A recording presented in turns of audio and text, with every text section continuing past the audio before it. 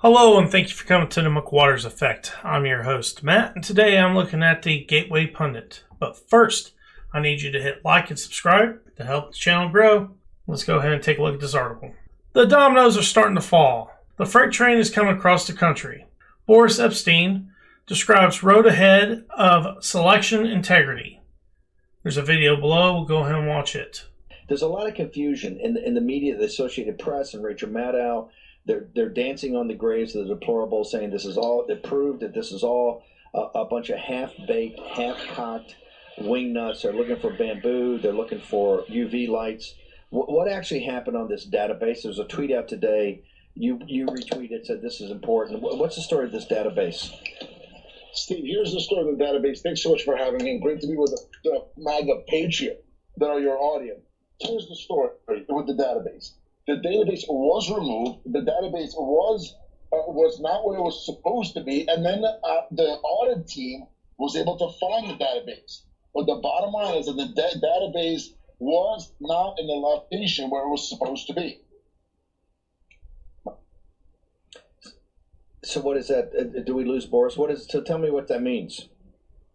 What that means is that this is all pursuant to a subpoena, right? There was a subpoena issued back in late December.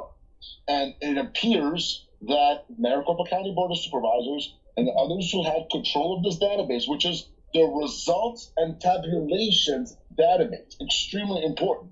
Those who had control of it in some way moved, removed, deleted, or somehow augmented this database. And it was the audit team that was able, using their tools, to dive in and recover.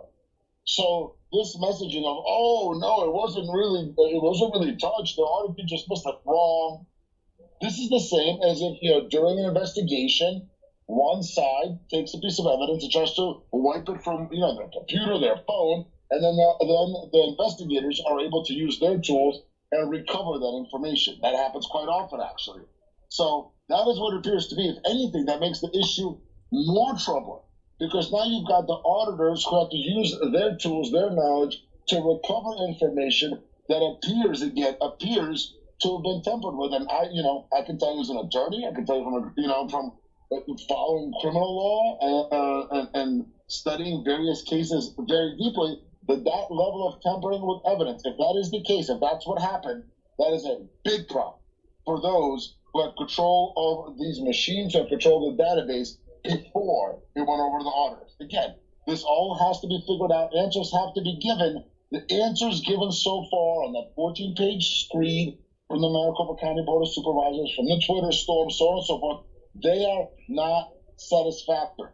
And to say, oh, we did nothing wrong because the auditors were able to find that database, well, that is absolute nonsense. Okay, I just want to make sure, by the way, Sonny Borelli on the great Gateway Pundit, Sonny Borelli's up there with a really great interview. People should look at. But the Senator Sonny Borelli says that, hey, with all the graduations, we're starting on Monday, we're grinding away again, right? We're starting this thing again. We're going to grind away. 24. So people, I just want to make sure that the diplomas know, because you're going to get bombarded every day about how this is ridiculous. They didn't know what they were doing. It's totally unprofessional. I just want you to reiterate everything that you've seen, and I know that you're very close to what's going on the ground, on the deck plates. Everything you've seen is not just in the up and up, but the highest level of professionalism. They have found this database thing has been misconstrued by the media. It's actually a positive. And when we start regrinding on Monday, and I think people out there say it's going to take to the end of June. I actually happen to think it's going to take longer, because you're only 18 or 19, 20% through the ballots. But when we recommence on Monday, the grind starts again, and you're very happy with what you're seeing out there as far as process and procedure. A couple of things, Steve. First, I agree with you that I expect it to take longer, and I'm good with that. We want it to take longer because we're now only about 18, 19, maybe 20% through the recount. Then comes the recanvass. So we expect this to take a nice long time and be in depth. The fact that we have this extremely troubling information of all the deficiencies just through the first, let's call it up to 20%, is because of how in depth the recount audit has been going. We want that to continue. That's number one. Number two, This wasn't something that the media misconstrued instead of the database. They are spinning it, right? They're mischaracterizing it on purpose. There's an intent there. They're not misunderstanding it, right? We all know that. And go deeper here. As always, signal, not noise. Well, why does the media pay so much attention? Well, why are they mischaracterizing it? Because they're freaked out. They've got the ballot. They've got the ballot. Rachel Maddow is losing her mind. So is Chris Hayes. Okay, guys, that's some pretty good news about the database. More information on the database on how they recovered it. When they realized it was gone, they realized beginning when they started the audit that it was gone. And they found it pretty close at the beginning when they started it. It just came out now that it wasn't there. Of course that guy could look it up. That's on CNN. It's because they found it and recovered it for him. Fake news, CNN, fake news. That guy went on there and lied his ass off, saying that it's been there the whole time when it hadn't. And there's also some news coming from PA right now. Go ahead and go to it. Huge. Selection officials in Pennsylvania blame coding error with dumb onion voting machines for flaws and Republican votes and primary this week. Okay, guys. I'm not going to read out throughout the whole article, but in Luzerne County in Pennsylvania, they were having issues with the dumb onion machines scanning those ballets and saying that they were voting for Democrat. No matter what, you were going up there and it's saying you're voting for Democrat, even though you voted for a Republican Party member. It was saying you're voting for Democrat. And then in some of the other counties, which I've already talked about, they had problems with the ballets being scanned and being rejected. So they had to hold them over and count them by hand. Now, it wasn't just Republican ballets that were doing that. It was also Democrat.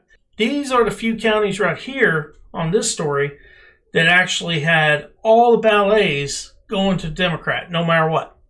Now, my question is, you're having this problem now. How do you know you didn't have this problem back then and during the 2020 selection? You don't know. You're saying the 2020 selection had no flaws, no problems, and yet the first primary, 6 months after that selection, these machines are coming up with coding errors all over the place in Pennsylvania. There needs to be an audit on the 2020 selection in Pennsylvania. Anyone that doesn't see that, they're fools, are just biased to the Democrat Party and believe they should win by any means necessary. And that means you don't believe in democracy or the republic or whatever you want to call this country. In my opinion, it's a democratic republic. But guys, I hope you enjoyed the video. Please hit like and subscribe. Helps the channel grow. Peace.